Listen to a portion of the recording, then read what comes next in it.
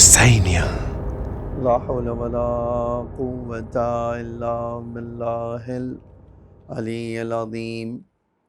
أعوذ بالله السميع العليم من الشيطان الرجيم.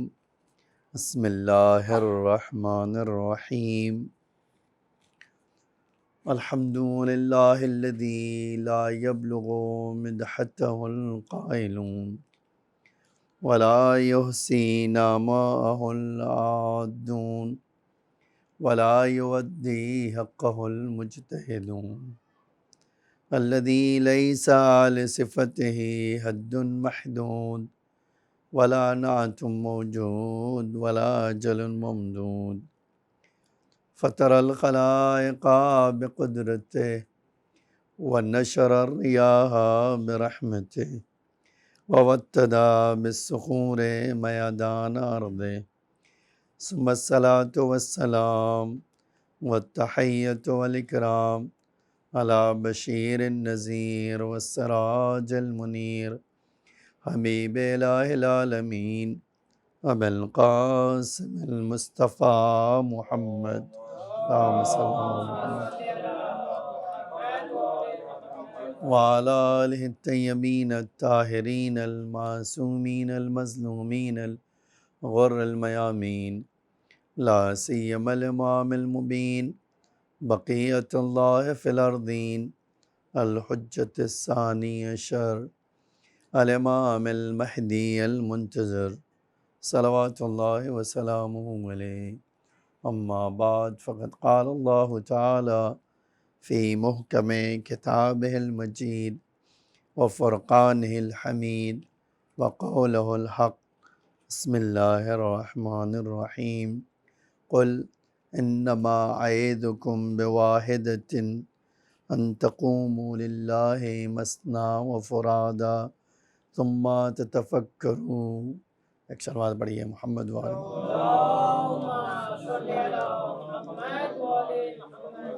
ایک سورہ حمد اور 3 مرتبہ سورہ توحید پڑھ کے مرحوم سید اشفاق حسین اور مرحومہ خاتون جہان کی روح کو وصال فرمائے. ایک اور صلوات پڑھیے محمد وآل محمد. اللہم صلی علی محمد وآل.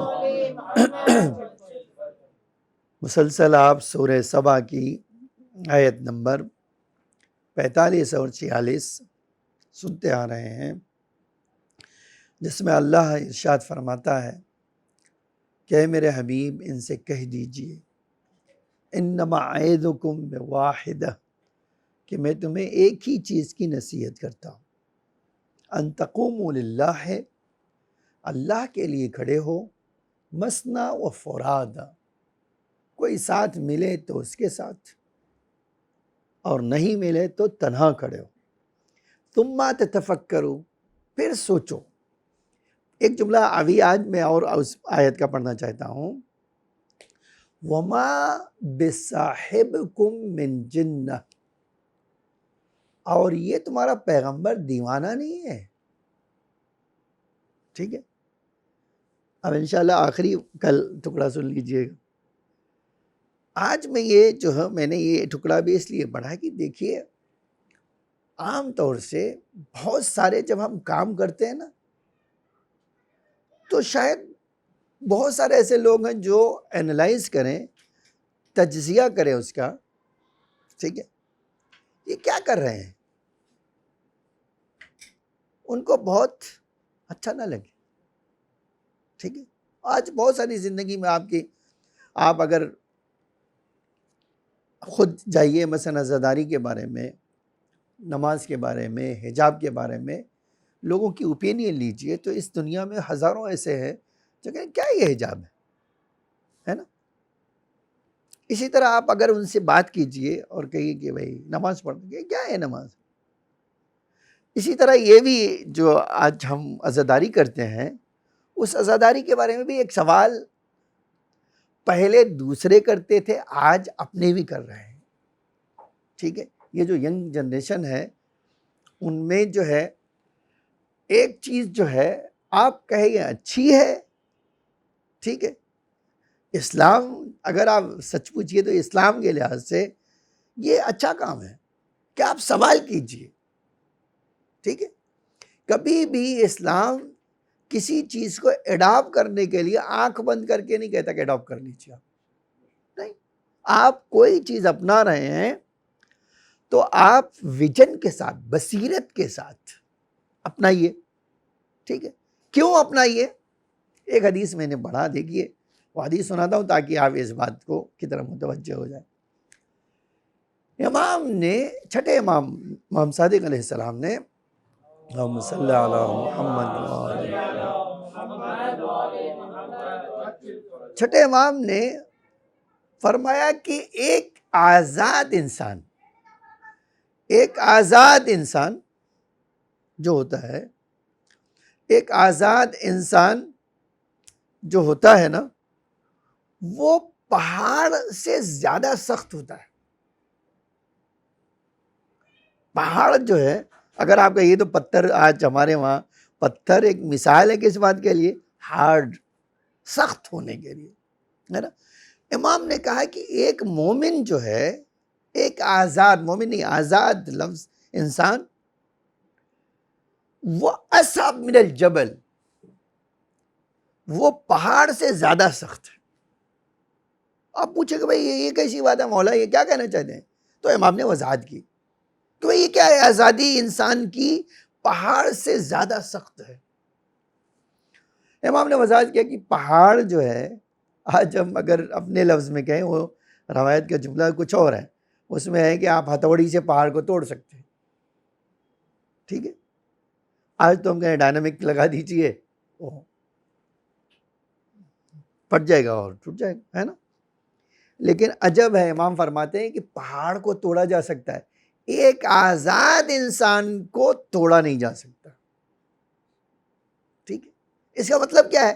جو راستے پہ وہ چل رہا ہے، اس کا ویژن اتنا گہرا ہوگا کہ وہ دوسروں کو بدل سکتا ہے، خود کبھی نہیں بدل سکتا۔ ایک صلوات پڑھیے محمد وآل محمد۔ تو یہ سوال کرنا اس لحاظ سے اچھا ہے کہ آپ کوئی چیز جب جا رہے ہیں کسی راستے پر، کسی راستے پہ چل رہے ہیں، کسی دین پہ چل رہے ہیں، کسی قانون کو مان رہے ہیں، کسی شریعت کو مان رہے ہیں، تو آپ کیسے ہوں؟ بصیرت والے ہوں، ویژن والے ہوں، آپ اندھی تقلید نہ کر رہے ہو۔ اچھا، اگر آپ، اسی لیے اثر بھی فرق پڑتا ہے، ایک آدمی جو سمجھ کر کسی راستے پہ چلتا ہے، اس کے چلنے کے انداز میں الگ ہوتا ہے، اس کا چلنے کا انداز الگ ہوتا ہے، اور ایک آدمی جو بغیر سمجھے ہوئے چل رہا ہے، اب کسی نے ہاتھ پکڑا دیا، وہ چل رہا ہے، تو اس کے چلنے میں بہت فرق آتا ہے۔ یہ تو اب ایک سوال جو ہمارا موضوع ہے کہ مولا نے ہماری جو عزاداری سکھائی ہے، اس کے لیے کوئی قانون اور شریعت بھی ہے یا بس دل خواہی ہے، مرضی آئی کہہ دیا یہ کر لو، مرضی آئی تو کہہ دیا نہ کرو، ایسا ہے قانون؟ اچھا، اسی کو تھوڑا سا آپ اچھے الفاظ میں کہہ سکتے ہیں، جو آج اعتراض کرتے ہیں کہ یہ شیعہ جو ہے عزاداری کا اتنا ثواب بتا دیتے ہیں کہ تھوڑا کچھ ہم کہتے ہیں انف، کچھ زیادہ ہی ہو گیا ہے۔ تو کیا واقعی ایسا ہے کہ ہم جو عزاداری کے بارے میں بات کرتے ہیں، واقعی اس میں مثلا ایسی چیز کوئی بڑھا دی گئی کوئی چیز؟ ٹھیک ہے۔ اچھا، یہ ایک ایسا جو ہے سوال تھا نا، جو آپ کو نہیں، بزرگوں کو بھی تھا۔ میں ایک مثال لیتا ہوں، آپ دیکھیے تاکہ آپ اس بات کو سمجھیں، جانے اس بات کو۔ آج ہمارے پاس روایت کا یہ جملہ ہے، نو ڈاؤٹ یہ جملہ ہے، اور حدیث معتبر بھی ہے، حدیث صحیح بھی ہے۔ وہ کیا ہے؟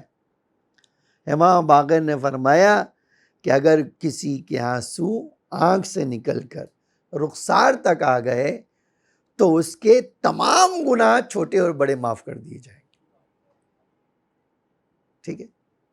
تو اب دیکھیے، اگر آپ کسی سے کہیے یہ جا کر کہ بھیا آؤ ایک مجلس میں بیٹھو، رونا آیا تو ٹھیک ہے، نہیں آیا تو رونے جیسی شکل بھی بناؤ گے تو تمہیں ثواب ملے گا، ہے نا؟ اس کے لیے کوئی دلیل ہے یا خالی ایک شیعوں نے اپنی طرف سے کچھ گڑھ لیا ہے؟ اچھا، میں جو ہمارے موضوع میں کہ آخر امام کہہ رہے ہیں، میں نے کہا پانچوں امام، چھٹے امام کی حدیث موجود ہے، تو اب یہ ہضم کرنا. اچھا کبھی آپ سوچئے، ایک حدیث اور پڑھ کے دیتا ہوں میں. ہمارے پاس یہ جملہ باقاعدہ موجود ہے حدیث کا، کہ یہ جو حدیث سنتے رہتے ہیں آپ، ان الحسین مصباح الہدی وسفینۃ النجات، ٹھیک ہے؟ اس میں ایک جملہ اور بھی ہے روایت کا، حدیث کا ایک جملہ اور بھی ہے، جو اس سفینے میں بیٹھ گیا من دخل نجا، جو اس سفینے میں بیٹھ گیا وہ نجات پائے گا، اور جو چھوڑ دیا وہ ہلاک ہوگا. تو اب جب اس کی تشریح میں جاتے ہیں نا، کہتے ہیں آپ کیسا بھی طوفان ہو، اگر آپ کشتی مضبوط ہے تو وہ آپ کو ساحل تک پہنچائی دے گی، ہے نا؟ یہ اب اس میں ایک سوال واقع ہے جو جنون سوال ہے، وہ ٹھیک ہے اب کشتی میں بیٹھ گئے، تو کیا اس کشتی میں جو بیٹھنے کے لیے جو شرط ہے ایمان کی، ٹھیک ہے، وہ ہمارے پاس ہے یا نہیں ہے؟ پہلی بات تو یہ. پھر جو چاہے کرے، خالی کشتی میں بیٹھ گئے بس ختم، ہے نا ایک سوال بہت. اب یہ سوال جو ہے، میں نے کہا کہ آپ کو ہی نہیں ہے، مجھے ہی نہیں ہے، ہمارے بزرگوں کے بڑے بڑے علماء کا. مثلا مثلا میں نے کہا ایک اس میں سے مہدی بحر العلوم تھے، سید ابن طاووس تھے. یہ سید ابن طاووس اور یہ مہدی بحر العلوم جو ہے، یہ اتنے بڑے عالم تھے، اتنا بڑا ان کا مرتبہ تھا کہ آج جو ہے نا، آپ اگر ان کی جو ہے ویلو دیکھنا چاہتے ہیں کہ ان کی بات کی ویلو کیا تھی، تو آج جو کتابیں جو ہے انہوں نے لکھی ہے، آج وہ کتاب کوئی کہہ دے پڑھ دے بھائی کہ یہ کتاب انہوں نے لکھی ہے، یہ کتاب ان کی طرف سے لکھی گئی ہے. کہتے تھے یہ کتاب جو ہے اتنی ویلو ہے کہ خالی کہہ دیں کہ فلاں نے کہا ہے بس کافی ہے، اس کی ویلو اتنی ہے، ٹھیک ہے؟ تو آپ کبھی سوچئے کہ بھئی جس کتاب کی ویلو لکھنے والا اتنا عظیم ہے کہ بس کہتے ہیں کہ بھئی انہوں نے لکھا ہے، بس اس کی عظمت کے لیے کافی ہے، ٹھیک ہے؟ تو اب ایک سوال ہے کہ اتنے بڑے عالم کے لیے ایک سوال کیسے آیا کہ آؤ کسی انسان نے حسین کے غم میں آنسو بہایا، اس کے ہر گناہ کو اللہ معاف کرے گا، ہے نا؟ یہ تو میں نے کہا آپ کے پاس بھی، میرے پاس بھی. اور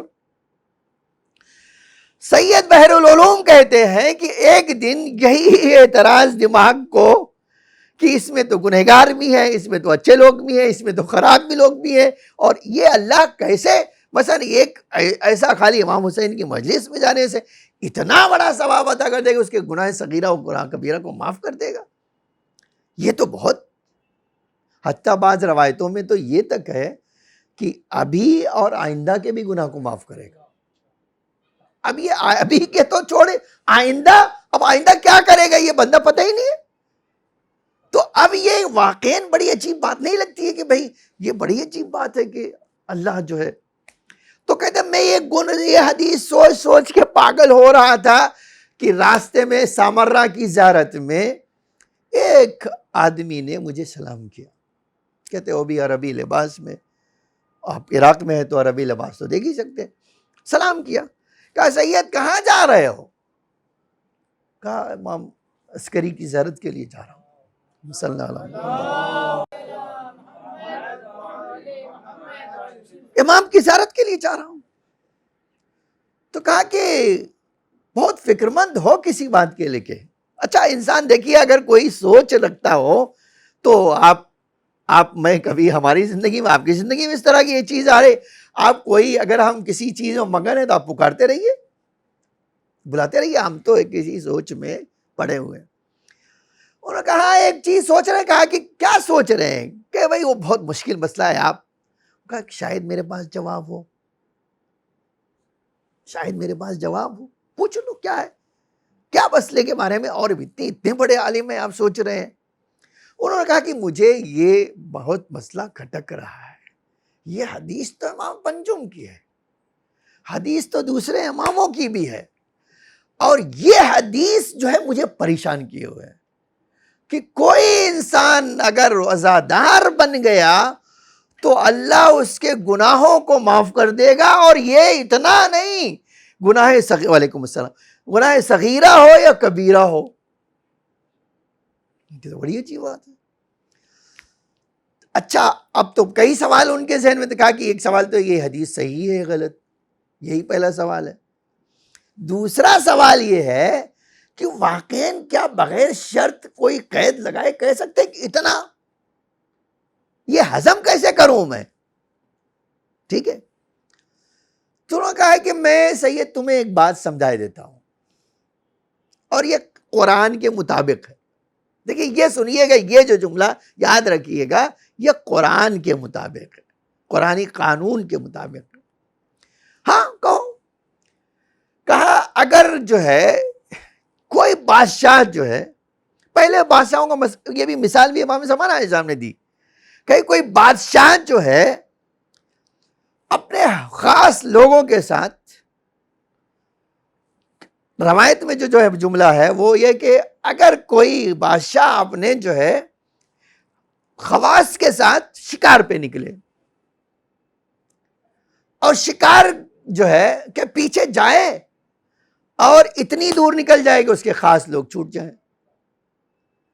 اور اس خاص میں جاتے جاتے جو ہے اس حد تک چلا جائے کہ اس کو بھوک اور پیاس اس حد تک آ جائے کہ وہ مر ہی جائے گا. ٹھیک ہے، اور دور سے ایک کوئی جھوپڑی دکھائی دے، دور سے ایک جھوپڑی دکھائی دے. اب انسان تو پیاسا ہے، بھوکا، اور اس حد تک ہے کہ میں اب تو تھک گیا ہوں، اس حد تک گیا ہوں. تو وہاں گیا، دیکھا ایک بڑھیا اور ایک بیٹا ہے، اور ان کی پوری زندگی ایک بکری کے اوپر ہے، اسی کا دودھ سے ان کی زندگی چل رہی. اب انہوں نے دیکھا کہ سامنے سے جو ہے ایک مہمان آیا ہے، تو ویلکم کہا انہوں نے. اب ان کے پاس تو کچھ نہیں ہے، دنیا ہی ساری ان کی وہی اسی ایک بکری میں ہے سمٹی ہوئی. تو اب انہوں نے کیا کیا، ان کا دل بڑا تھا اور انہوں نے وہ پوری بکری جو ہے ذبح کر دی، تاکہ اپنے اس مہمان، آنے والے مہمان کی ضیافت کر سکے، ان کی خاطر مدارت کر سکے. ٹھیک ہے، انہوں نے یہ کام کر لیا، بلا کے انہوں نے ذبح کر دیا، اور کباب بنا کے، اب جو بھی آج آپ کہیں کتنی ریسیپی بنا سکتے ہیں وہ، تو یہ جو ہے انہوں نے کر دیا. ٹھیک ہے، اور اب دوسرے دن وہ پلٹ گئے اپنی جو ہے سلطنت میں، اپنی حکومت میں، اور انہوں نے اپنے جو ہے مصاحبوں کو بلایا، اپنے خاص لوگوں کو بلایا، دربار سجایا، پوچھا کہ بھیا دیکھو، کل تمہارے ساتھ گیا تھا میں، تو میرے ساتھ یہ واقعہ پیش آیا، اور ایک بڑھیا اور اس کے بیٹے نے میری اتنی خاطر مدارت کی. اب تم بتاؤ کہ مجھے اس کا بدلہ دینا ہے، تو کون سا بدلہ دوں کہ یہ بات پوری ہو جائے؟ کہ بھئی ہم کہیں کہ ہم نے احسان کا بدلہ، هل جزاء الاحسان الا الاحسان، آیا اس احسان کا بدلہ احسان کے علاوہ بھی کچھ ہو سکتا ہے؟ تو کسی نے کہا کہ آپ 100 بکری دے دیجیے. انہوں نے کہا کہ بھئی دیکھو، میرے پاس کروڑ بکری ہے، 100 دے دوں تو یہ برابری نہیں ہوگی. کیوں؟ اس لیے برابری نہیں ہوگی کہ میرے پاس تو کروڑ ہے، ان کے پاس پوری زندگی چلانے کے لیے ایک تھی، وہ دے دی. تو اب اگر برابری چاہتا ہوں تو میں ایسا کام کروں کہ میں جو ہے اس کا مقابلہ کر سکوں. کیسے مقابلہ کروں؟ کہتے میرے پاس جو کچھ ہے سب دے دوں تو ہی برابری ہوگی، ہے نا؟ دیکھیے یہ قانون ہے. اچھا، اسلام جو ہے، اب میں ایک قرآن کی آیت پڑھ دیتا ہوں، ہمارا قرآن آیا ہے، یہ اللہ کہتا ہے میرا قانون ہے یہ، اذا حییتم بتحیۃ، اگر کوئی بھی تمہارے سامنے کوئی تحفہ پیش کرے تو مسلمان ہونے کے ناطے تمہارا فرض ہے کہ کم سے کم سیم پیش کرو، اور نہیں تو بہتر پیش کرو. یہ کیا ہے؟ یہ قرآن کی آیت ہے. اچھا، دوسری آیت سورہ رحمان کی، هل جزاء الاحسان الا الاحسان. ٹھیک ہے. پھر امام نے استدلال کیا. دیکھیے یہ مولا کا ہمارے استدلال ہے, ہمارے آقا کا. اسی سے سمجھ میں آتا ہے کہ امام زمانہ کا رول عزاداری میں کیا ہے. ٹھیک ہے. اب جب وہ کہا کہ ہاں ایسا, تو اب بادشاہ کہہ رہا ہے کہ بھائی تم 100 کہہ رہے ہو, غلط, یہ تو ان کا ایک حصہ بھی نہیں ہوگا. کہتے 100 درہم بھی دے دیجیے. ان کا یہ بھی آپ نے انصاف نہیں کیا. تو ہر ایک اپنی اپنا مشورہ دے رہا ہے. کسی حکیم نے کہا سرکار اگر سچائی پوچھنا چاہتے ہو نا تو ایک ہی ہے کہ اگر آپ بادشاہ ہو تو بادشاہت نہ دو, لیکن بادشاہت میں جو کچھ ہے سب دے دو تاکہ اس کی برابری کر سکیں آپ. ٹھیک ہے, تاکہ اس کی آپ برابری کر سکیں. امام زمانہ علیہ السلام نے یہ ایک جملہ اس کے بعد فرمایا, کہا میں نے یہ مثال تمہیں سمجھانے کے لیے دی ہے. ایک انسان ہونے کے ناطے حسین نے سب کچھ اللہ کو دے دیا. اب وہ خدا ہوتے ہوئے کیا دے دے کہ حسین کے کام کی برابری ہو سکے. امام نے بڑا عجب جملہ اس کے بعد فرمایا اللہ خدائی دے نہیں سکتا, خدائی دینے والی چیز نہیں ہے. اس کے بعد اللہ نے فرمایا کہ جو کچھ تم نے میرے لیے کیا ہے اس کے بدلے میں تمہارے لیے جو کوئی کچھ بھی کرے گا اتنا اجر دوں گا کہ وہ تصور سے باہر ہوگا. ایک صلوات پڑھیے محمد و آل محمد.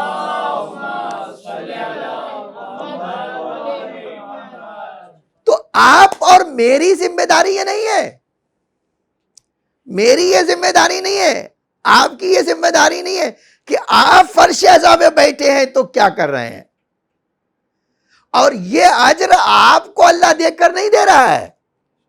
یہ بھی بھول جائیے گا کہ میں جو ہے یہ میں کی بنا پر نہیں دے رہا ہے, یہ میں حسین سے جڑا ہوں اس لیے دے رہا ہے.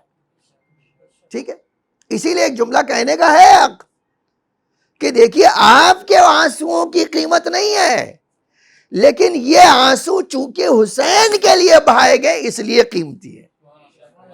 ٹھیک ہے, تو یہ جو مسئلہ ہے کہ بھئی عزاداری میں اللہ اتنا ثواب کیوں دے گا, جواب یہ ہے اللہ اس لیے یہ ثواب دے گا کیونکہ حسین نے اپنے عزت کے ذریعے سے, اپنے خون کے ذریعے سے اس دین کو بچایا ہے جس دین کو حسین کے علاوہ کوئی بچا نہیں سکتا تھا.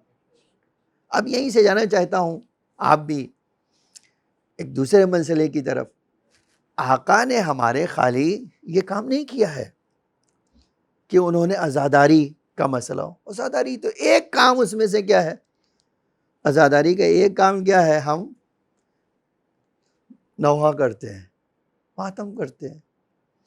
لیکن اسی میں سے ایک کام ہمارے آقا نے اور بھی سکھایا ہے. جانتے ہیں وہ کیا ہے؟ زیارت. کبھی آپ سوچئے یہ زیارت جو ہے اماموں نے کس حد تک زیارت کے اوپر فوکس کیا ہے. اب آپ اسی سے اندازہ لگا لیجئے کہ 5ویں امام کی بھی حدیث ہے, 6 امام کی بھی حدیث ہے. کوئی آدمی زیارت کے لیے نکلتا ہے ہر قدم پر ایک حج اور ایک عمرے کا ثواب.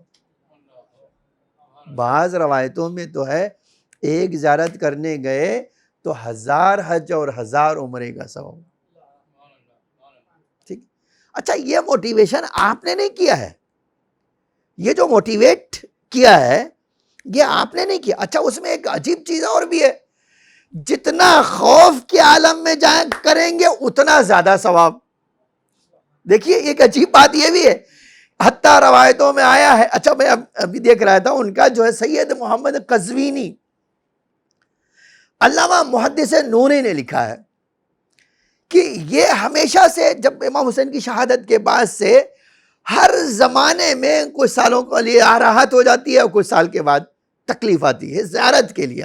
زیارت کے لیے آپ اگر دیکھیں تو باقاعدہ آپ کو ایک پوری تاریخ ملے گی کب امام حسین کی زیارت کے لیے راستہ کھل گیا اور کب بند ہو گیا. ٹھیک ہے, حتیٰ یہ تک ہے کہ باقاعدہ روضے کے ارد گرد فوج بٹھائی جاتی تھی, ایک سلوات پڑھیے محمد وآل محمد. ہمیشہ سے 61 ہجری سے لے کر اس ہمارے زمانے تک 1443 تک ہمیشہ یہ ہوا ہے، ایک زمانہ بڑا راحت کا زمانہ، آسانی سے آپ جا کے زیارت کر سکتے ہیں، ٹھیک ہے. لیکن ایک وقت ایسا آیا اتنی سختی کہ آپ اسی سے اندازہ لگا لیجئے کہ کیسے ظالم لوگ بھی تھے، کہتے تھے کہ اپنے بچے کو قربان کرو تو زیارت بھیجو، ہاتھ کٹواؤ تو زیارت بھیجو، ٹھیک ہے. تو ایسا بھی سختی کا زمانہ ہے. اب علامہ نوری لکھتے ہیں کہ سید محمد قزوینی جو ہے یہ تو تھے قزوین کے، لیکن جا کر ہلہ میں بس گئے، شہر ہلہ میں رہ کے. اب انسان کو جتنی امام سے محبت ہوگی اتنی ہی اچھا، جو انسان یہ روایتیں پڑھتا ہو، آج خالی کوئی مزار کتاب المزار پڑھ لے، واقعی انسان حیران ہو جائے گا. خالی انسان یعنی ایک بار سوچ لے کہ بھئی یہ کام زیارت کر لوں میں تو بس کلیان ہوں، میں میرا کلیان ہو گیا. یہ جو ہے اس کا مطلب ہی کیا ہے؟ اسی لیے آپ کبھی سوچئے کہ جو لوگ احمق نہیں تھے، جو میں نے آج آیت پڑھی ہے نا، ما بصاحبکم من جنہ، تم سوچو یہ جو اللہ کے لیے کھڑا ہوا ہے وہ دیوانہ نہیں ہے. اس کو سوچو گے تمہیں پتہ چلے گا کہ وہ جو اس کام کے لیے کھڑا ہے تمہاری نگاہوں میں ویلو ہو یا نہ ہو، اس خدا کی نگاہ میں اتنی ویلو ہے کہ اللہ کہہ رہا ہے اس کو دیوانہ نہیں سمجھنا، وہ آیا ہے کسی اور کام کے لیے. اسی لیے اگر آپ، میں جانتے ہیں اگر آپ کہیے کہ فرعون جیسی طاقت کے سامنے موسیٰ اکیلے کھڑے ہو جائیں، آپ کہیں کتنے احمق ہے، معاذ اللہ معاذ اللہ. نہیں، لیکن اللہ کیا کہہ رہا ہے؟ اللہ کہہ رہا ہے جی نہیں، وہ احمق نہیں ہے، وہ اس کا ہر قدم بصیرت کے ساتھ ہے، ٹھیک ہے. تو اب جب اماموں نے یہ کام کیا کہ بھئی زیارت جتنی سختی میں ہوگی اتنا عظیم، آپ اس سے آپ اندازہ، آپ کا ایک قدم ایک شہید کا مرتبہ آپ کو دلائے گا. خالی خوف میں زیارت کرنے گئے، ایک قدم ایک شہید، کبھی آپ سوچئے شہید کا مرتبہ کیا ہے، اور ایک قدم زائر اٹھا رہا ہے خالی خوف میں. تو یہ سید محمد قزوینی کہتے ہیں، سید مہدی قزوینی نام تھا ان کا، وہ کہتے ہیں کہ ہلہ اور کربلا کے درمیان کچھ جو ہے ایک قبیلہ جن کا نام انیزہ تھا، انیزہ نام بھی بڑا، یہ قبیلہ جو ہے راستے میں حائل ہو گیا. جو جائے گا اس کو مار دینا اور لوٹ لینا، جو جائے امام حسین کی زیارت کے لیے اس کو مار دینا اور لوٹ لینا، سامان لینا. اچھا، بیچ میں کہاں نہر ہندی پہ باقاعدہ آیا ہے کہ نہر ہند، جب آپ ہلہ سے آئیں گے تو ایک نہر بڑی جس کو نہر ہندی کہتے ہیں، ٹھیک ہے، وہاں پر ایسا کہتے ہیں. آپ میرے گھر والے مجھ سے کہہ رہے ہیں کہ آپ زیارت کے لیے سوچنا بھی نہیں، اور میرا دل جتنا بڑا عالم ہے، جتنا بڑا عارف ہے، جتنی زیادہ بصیرت ہے، جتنا بڑا ویژن ہے، وہ کہہ رہے ہیں کہ مجھے لوگ کہہ رہے ہیں کہ نہ جانا، کیا ابھی جتنے لوگ گئے ان کا یہ حال ہوا ہے. اچھا، میں نے بھی اپنے زمانے میں دیکھا، جانتے ہیں آپ چند سال پہلے آپ سامرا نہیں جا سکتے. پوچھا کیوں؟ وہاں داعش بیٹھے ہوئے ہیں، بسوں پہ گولیاں چلاتے ہیں. اچھا، کچھ بس پہ چلائی بھی انہوں نے، تو ہم نے کیا کیا؟ کہا میں چھوڑو، کون اپنی جان جوکھم میں ڈالے گا، ہم نہیں گئے. پورا قافلہ نہیں گیا، ہماری بات نہیں، پورا قافلہ ہندوستان پاکستان کوئی نہیں گیا. اب امام کیا کہہ رہے ہیں؟ امام کہہ رہے ہیں تم اسی خوف میں جاؤ، ایک قدم پر ایک شہید کا تمہیں رتبہ. یہ تو بڑی عجیب بات ہے نا. اب سید مہدی کے جو ہے حتیٰ انہوں نے خود لکھا ہے کہ میرے جو دوست تھے مرتضیٰ محمد مجھ سے کہتے تھے کیا کہہ رہے ہو، آپ عالم ہیں، آپ اپنے آپ کو ہلاکت میں ڈال رہے ہیں، آپ اپنے بچوں کا نہیں سوچ رہے ہیں، آپ اپنی بیوی کا نہیں سوچ رہے ہیں. اور میں کچھ کہے بغیر کہتے مجھے خالی زیارت کرنا ہے، نہیں مجھے زیارت کرنا ہے بس، اور کچھ. کہتے ہیں گھر میں آئے، بیوی نے پوچھا کیا سوچا ہے؟ کہا سوچنا کیا ہے، جانی تو چلی جائے گی نا. تو بیوی نے اس کے بعد کچھ نہیں کہا. سامان رکھتی تھی اور جھرجھر آنسو گرتے تھے, کچھ کہے بغیر شوہر سے. اب سامان پیک کر رہی ہے اور رو رہی ہے. تو یہ خود کہتے ہیں, میں نے کہا کچھ کہو تو میرے دل کو سکون مل جائے گا, تم خالی رو رہی ہو تو مجھے بہت تڑپ ہو رہی ہے, مجھے درد ہو رہا ہے. تم نہیں کہو گی کہ رک جاؤ نہ جاؤ. کہا نہیں, میں نہیں کہوں گی آپ رک جائیے, بلکہ میں تو آپ کے لیے دعا کروں گی کہ اے اللہ جب یہ جا رہے ہیں مجھے نہیں لے جا سکتے, کہتے میں کہوں گی کہ مجھے بھی لے چلو, تو ابھی آپ کہہ دو گے کہ اکیلے جانا ہی اتنا دشوار ہے اور تمہیں بھی لے چلوں میں, تو میں نہیں کہوں گی کہ آپ مجھے لے چلیے, لیکن میں اب آپ کے لیے جب تک آ نہیں جائیں گے مولا سے کہوں گی کہ مولا میرے شوہر کی جان اور مال کی حفاظت کرنا. کہتے ہیں اب اس نے مجھے روکا نہیں اور یہ کہہ دیا تو میرے دل میں تھوڑا سا موٹیویشن آیا کہ نہیں میں جاؤں, چلا جاؤں, دیکھتا ہوں کیا ہو. کہتے ہیں ہم ہلا سے نکل گئے, اکیلے ہو بھی نکل گئے. اسی نہر ہندی کے پاس آئے اور دیکھا جب وہاں پہنچے ہم تو وہ نماز کا وقت تھا, ہم نے سوچا کہ چلو غسل کر لیں تو وہ کر لیں, ایسا کر لیں, وہ کر لیا. دیکھا بہت سارے لوگ ہیں, پوچھا بھائی کیوں نہیں جا رہے, کہا وہ دکھائی دے نہیں رہا, وہ وہاں بیٹھے ہوئے ہیں قبیلے انزا والے, وہ بھی بادیہ نشین ہیں. ہمارا وہاں ایک جملہ آپ نے وہاں جو ہے, یہاں جو ایرانی ہے آپ جانتے ہیں نا, اسی بمبئی میں ایرانیوں کا ایک خالی آپ, تو اب وہ کہتے ہیں کہ وہ جو ہے اتنا ہی بڑا مسئلہ تھا کہ قبیلہ انیزا وہاں جو ہے وہ بیٹھے ہوئے ہیں اور کیا لے کے بیٹھے ہوئے ہیں, اسلحہ لے کر بیٹھے ہوئے ہیں اور جان اس میں ہے. خیر کہتے ہیں بھئی وہ جو ہے ہم نے اتنے لوگوں کو دیکھا, قافلہ رکا ہوا ہے, یہ لوگ آگے بڑھ نہیں رہے. پوچھا کیا ہوا, آپ کیوں نہیں آگے بڑھ رہے ہو؟ کہا تمہیں نہیں پتا وہ جان کی پرواہ کیے بغیر بیٹھے ہیں. ہلکی ہلکی بارش ہو رہی تھی, کہا ہلکی ہلکی بارش ہو رہی تھی, اب سب ڈر کے مارے کوئی آگے بڑھ نہیں رہا ہے. کہتے میرے دل میں خیال ہے کہ اب کیا منہ لگا کے بیوی کے پاس جاؤں, اس سے بہتر ہے کہ نہیں گیا ہوتا. اب جاؤں تو یہ کہوں کہ ڈر کے مارے واپس آ گیا ہوں. تو بس اسی کشمکش میں تھا, اور بہت سارے قافلے والے, ہمیں ہی اکیلے نہیں, بہت سارے, وہ کیوں نہیں جا رہے ہو, کہنا وہاں دیکھ رہے ہو آگے, وہاں تو وہ بیٹھے ہوئے ہیں خانہ بدوش, ان کا کام ہی یہ ہے. کہتے میرے دل میں اور درد ہوا کہ میرے مولا نہ آگے جا سکتا ہوں نہ ادھر جا سکتا ہوں, کروں کیا. ٹھیک ہے, کہتے ہیں اتنے میرے نماز کا وقت ہوا, دعا کہ اے میرے مولا عزت کا مسئلہ نہیں ہے, جان کا بھی مسئلہ نہیں ہے, اتنے لوگ حسین کے لیے نکلے ہیں گھر سے, ان کو اے میرے مولا کربلا پہنچا دو, ان کو اے میرے آقا ان کو کربلا پہنچا دو. کہتے میں نے واقعاً کس شاید دل سے دعا کی تھی, آج ہم یہی کہیں گے کہ بھائی کتنا خلوص تھا اس دعا میں, جانتے ہیں. کہتے ہیں بس دور سے ایک سوار کو آتے ہوئے دیکھا,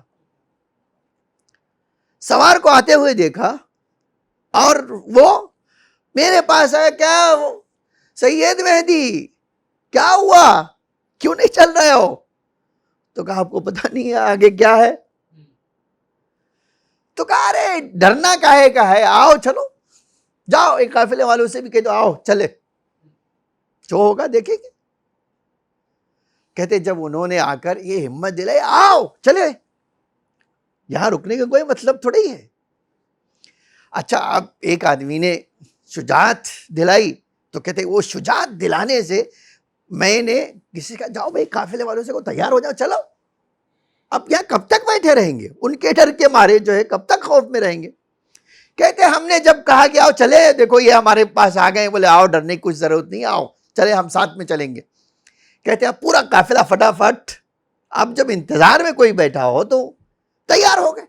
کہتے ہیں عجب شان تھی کہ وہ گھوڑا دوڑاتے ہوئے آگے چلتے تھے تو ہمیں ایسا لگتا تھا واقعاً کوئی شیر ہے جس کے پیچھے پیچھے ہم چلے جا رہے ہیں. اچھا کہ میں نے ان کی ایک عجب صفت دیکھی, میں بھی گھوڑا دوڑاتا تھا اور وہ بھی, میں کتنا بھی تیز دوڑاتا تھا ان کے قریب ہی نہیں پہنچ پاتا تھا. وہ اپنے گھوڑے سے آگے اور میں اور قافلہ پیچھے پیچھے. کہتے ہیں ہم نے دیکھا کہ وہ پہنچ گئے قبیلے انیزا کے پاس. دیکھا ہر ایک کے پاس جا کر کچھ کہہ رہے ہیں، وہ اپنے فوراً سامان سمیٹتے ہیں اور بھاگتے ہیں. 1 2 3 کہتے ہیں اب خالی ہمیں دھول اڑتی ہوئی دکھائی دے رہی تھی، خالی دھول اڑتی ہوئی دکھائی دے رہی تھی. اور پھر جیسے جیسے ہم قریب پہنچتے گئے تو پتا چلا کہ ان میں سے تو کوئی ہے ہی نہیں. کہ ایک بار وہ مڑے ہماری طرف، کہا دیکھا ہم نے نہیں کہا تھا، جاؤ تمہارے لیے کوئی راستہ تمہارا نہیں روک سکتا ہے، تم چلے جاؤ. کہا اس وقت نہر ہندی تک پار کرایا جہاں خوف تھا، اور ہم وہاں سے بڑے سکون سے، ہم خالی ان کو دیکھ رہے تھے وہ جانے والے. بس کہا جاؤ چلے جاؤ. یہ کہا اب مڑ کے دیکھا تو ان کا کہیں پتہ نہیں. کہتے میں نے قافلے والوں سے ایک جملہ کہا، تم نے وہ سوار کو دیکھا؟ کہاں دیکھا؟ کہاں گئے وہ؟ کہا پتہ نہیں. کہا تمہیں نہیں لگتا یہ تمہارا مولا تمہیں زیارت کے لیے پہنچانے آیا تھا؟ آج یہی چیز دیکھیے، یہ میری اور آپ کا کام نہیں ہے، یہ کام خدا کا ہے. اسی لیے جو آیت پڑھی ہے نا میں نے، اگر تم اکیلے کھڑے ہو تو یہ نہیں سوچنا یہ تم پاگل ہو، پاگل نہیں ہو. ثم تتفکروا ما بصاحبکم من جنہ، یہ تمہارا یہ جو نبی ہے وہ پاگل نہیں ہے، اس کے پیچھے ایک حکمت پائی جاتی. سید محمد قزوینی کے مہدی قزوینی کہتے ہیں خدا کی قسم، اب جب ہم کربلا کے بارڈر میں پہنچے تو پہلے دروازے ہوتے تھے شہروں میں، جب انہوں نے دیکھا کہ زوار آ رہے تو پورے کربلا میں شور مچ گیا، زوار آ گئے، زوار آ گئے، زائر آ گئے، زائر آ گئے. تو پوچھا بھائی کیا بات ہے؟ ہم لوگ پوچھے کہ آپ آئے کیسے؟ پورے کربلا میں کوئی ظاہر نہیں ہے اس وقت، آپ آئے کیسے؟ انہوں نے قبیلے انیزا نے کیا کیا؟ تو کہا ہم نے تو کچھ جواب نہیں دیا، ہم نے تو کہا کہ بھئی ہمارے ساتھ کوئی آیا تھا وہ ہم کو پہنچا کر گیا ہے. لیکن وہیں کیا کوئی کسان تھا، کہا میں نے سنا وہ جو تمہارے ساتھ آئے تھے گھڑ سوار، وہ کہتے تھے تمہارا قبیلہ نیست و نابود ہونا چاہتا تو یہاں رہنا، ورنہ خدا کی قسم ایک ایک کو جہنم میں پہنچا دوں گا. ٹھیک ہے، آج ہم جب زیارت کرنے جاتے ہیں تو اب ایک سوال ہے نا کہ مولا ہمارے کیوں چاہتے ہیں کہ زیارت کرنے کے لیے زائر آئیں، کربلا خالی نہ رہے، سختیاں اٹھا کر آئیں، نہیں تکلیف اٹھا کر آئیں، حتیٰ اگر جان کی بازی لگانا ہے تو جان کی بازی لگا کر آئیں. کیوں؟ اس لیے کہ اللہ کے لیے کھڑا ہونا اسی کو کہتے ہیں.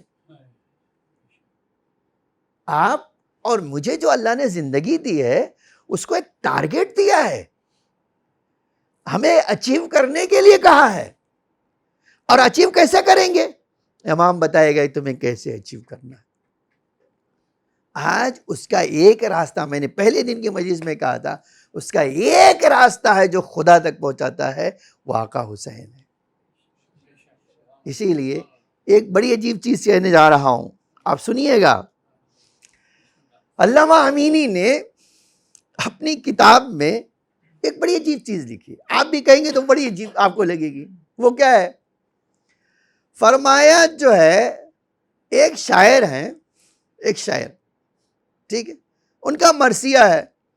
علامہ امینی نے غدیر میں لکھا ہے کہ اگر کوئی مرثیہ، یہ ہرندی ان کا نام تھا، پڑھے گا امام زمانہ اس مجلس میں ضرور آئیں گے. تو بڑی عجیب بات نہیں لگتی؟ واقعی کبھی آپ، اور کس نے لکھا؟ علامہ امینی نے غدیر میں لکھا، اور انہوں نے کہا کہ میں نہیں کہہ رہا ہوں، یہ علامہ مجلسی نے کہا ہے.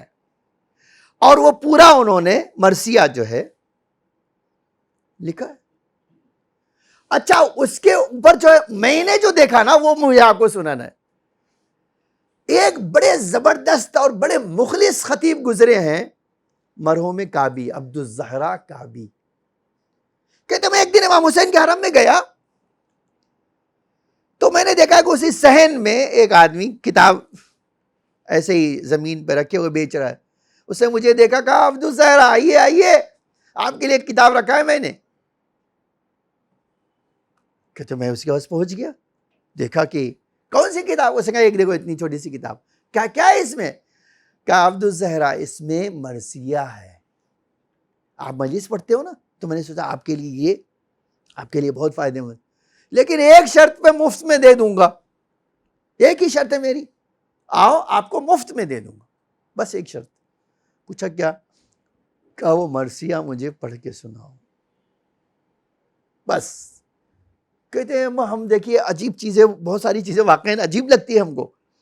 اب کہتے ہیں وہ صحن میں کہ ایک حجرہ تھا، ہم اور وہ کتاب فروش بیٹھ گئے، وہ مرثیہ میں پڑھ رہا تھا اور رو رہا تھا. اچانک دیکھا کہ یہ وہی مرثیہ ہے جس کو علامہ مجلسی نے لکھا ہے. ٹھیک ہے، وہ مرثیہ پڑھا. ابھی میں نے چند شعر پڑھا تک میں نے دیکھا کہ ہمارے قریب کوئی اور کھڑا ہوا رو رہا ہے. کہتے بہت عجب سا لگا مجھے، یہ کون ہے؟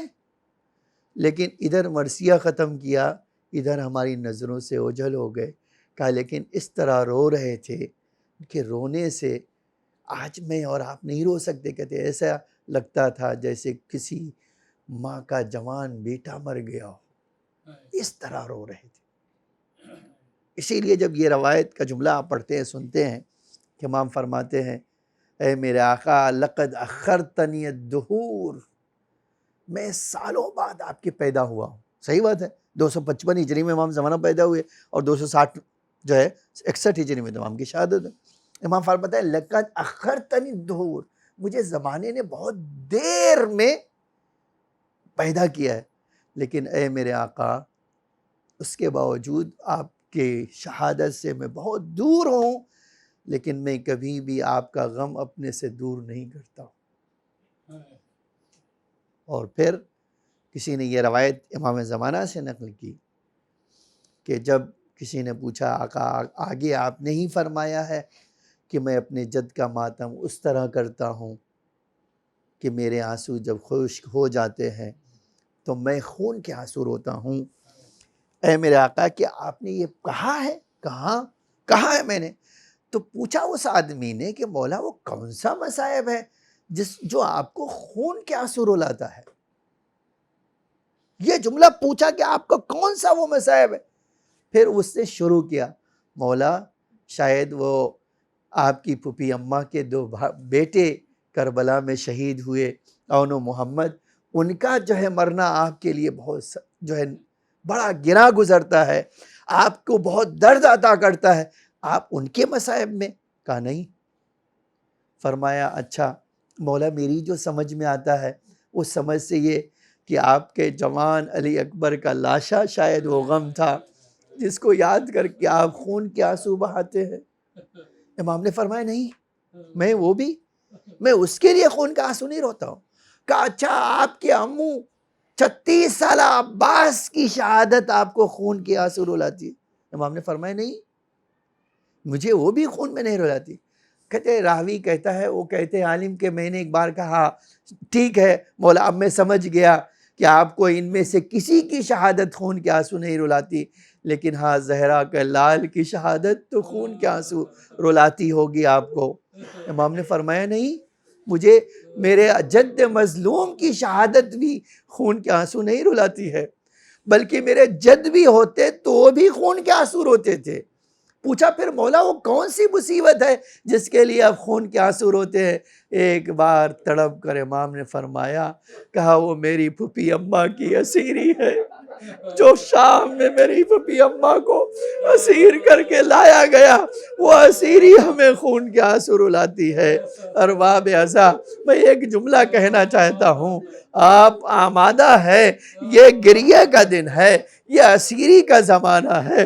وہ اسیری ارے جس کو دیکھ کر اہل بیت تڑپ جاتے ہیں، جس کو سوچ کر اہل بیت تڑپ جاتے ہیں. ارباب عزا ہاں ایک روایت آپ کو سنانا چاہتا ہوں اور اسی میں مجلس مکمل کر لینا چاہتا ہوں. آپ اندازہ کریں کہ حسین کے لال کے لیے یہ غم کتنا سنگین تھا کہ راوی کہتا ہے کہ میں شام میں موجود تھا جب بی بی جو ہے اس دربار میں داخل ہو رہی تھی، اور ایک جملہ سید سجاد سے کہہ رہی تھی، بیٹا اے بیٹا جا کر کہہ دے میں اس طرح دربار میں نہیں جاؤں گی، اگر مجھے دربار میں لے جانا ہے تو مجھے میری کوئی شرط مان لے۔ پوچھا بی بی کیا شرط ہے؟ کہا پہلی شرط تو یہ ہے کہ ہمیں چادر لا کر دے دے تاکہ ہم اپنے آپ کو چھپا لیں، ہم پردہ کر لیں، اور اگر یہ بھی نہیں تو شہداء کے سر کو آگے کر دے تاکہ مجمع ان کو دیکھے اور ہمیں نہ دیکھے، اگر یہ بھی نہیں کرنا چاہتا تو ہمیں کسی اور دروازے سے لے کر چلا جائے اور شہداء کے سروں کو کسی اور دروازے سے۔ اور باب ازاں میں نے مقتل کا جملہ دیکھا، امام سجاد نے یہ بات پہنچائی تو شمر تازیانہ لے کر آ گیا، اے سید سجاد ارے اپنی پھوپھی اماں سے کہو اسی طرح دربار یزید میں چلے جائے، ورنہ یہی تازیانہ ہوگا اور تمہاری پشت ہوگی۔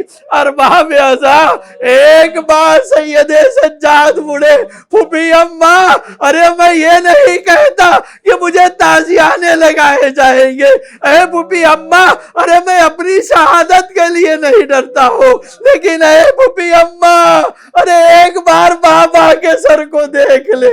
اب جو شہزادی نے سر اٹھایا، ارے عجب منظر دیکھا، حسین کے لب ہل رہے تھے، آنکھوں سے آنسو جا رہی تھے، یقیناً آقا نے کہا ہوگا اے بہن اسی طرح چلی جاؤ۔ زینب اسی طرح دربار میں گئی، لیکن ایک جملہ سنانا ہے اور مجلس مکمل کر لینا ہے۔ بی بی چلی تو گئی، لیکن راوی کہتا ہے سیدانیوں نے بی بی کو حصار میں لیا اور اپنے حصار میں لے کر گئی۔ جب یزید نے یہ منظر دیکھا پوچھا یہ کون ہے؟ کہا یہ زہرا کی بیٹی زینب ہے۔ ہائے یہ منظر کیسے سید سجاد نے برداشت کیا؟ تاریخ کہتی ہے اس کے بعد اس ملعون نے سید سجاد کو دیکھا اور حکم دیا سید سجاد کو شہید کر دیا جائے۔ یہ منظر دیکھ کر بی بی اٹھی، اپنی جان کی پرواہ کیے بغیر سید سجاد پر خود کو گرایا، اے یزید ارے اب تک بہت ہم نے شہادت دے دی، میں اپنے لال کو شہید ہوتے نہیں دیکھ سکتی، اگر تجھے شہید کرنا ہے تو تجھے پہلے مجھے شہید کرنا ہے۔ اس ملعون نے کہا اس بچے کے ساتھ اس عورت کو بھی شہید کر دیا جائے، یہ حکم سننا تھا۔ جلاد آگے بڑھا، ایک بار فضہ دوڑی، اپنے آپ کو شہزادی میں گرا لیا، یزید یہ تجھے اس وقت تک ممکن نہ ہوگا جب تک تو مجھے شہید نہ کر دے۔ ارباب ازاں اب ایک بار اس ملعون نے کہا اچھا اس عورت کو بھی شہید کر دیا جائے۔ جیسے جلاد آگے بڑھا فضہ اٹھی اور ایک بار اسی ملعون کے پیچھے کھڑے ہوئے حبشی غلاموں کو آواز دیا، اے میرے شہر کے لوگوں ارے تمہاری غیرت کو کیا ہو گیا ہے؟ تمہارے شہر کی ایک عورت کو مجمع عام میں شہید کرنے کا حکم دے رہا ہے اور تم کھڑے دیکھ رہے ہو۔ اور ارباب ازاں آپ ذرا سوچئے، وہ جن کے لیے قرآن نازل ہوا، وہ جن کے صدقے میں زمین پیدا کی گئی، اب اس کا تو کوئی سہارا نہیں۔ تاریخ نے لکھا ہے وہ غلام حبشی تلوار نکال کر آگے آ گئے، یزید اپنا حکم واپس لے لے ورنہ ہم خون کی ندی بہا دیں گے۔ ایک بار یزید نے حکم واپس لیا، لیکن شہزادی کا دل بھر آیا، مدینے کی طرف رخ کر کے فرمایا نانا دیکھو ارے کنیزوں کا تو یہ احترام ہے، تمہاری زینب کا کوئی پرسہ نہ۔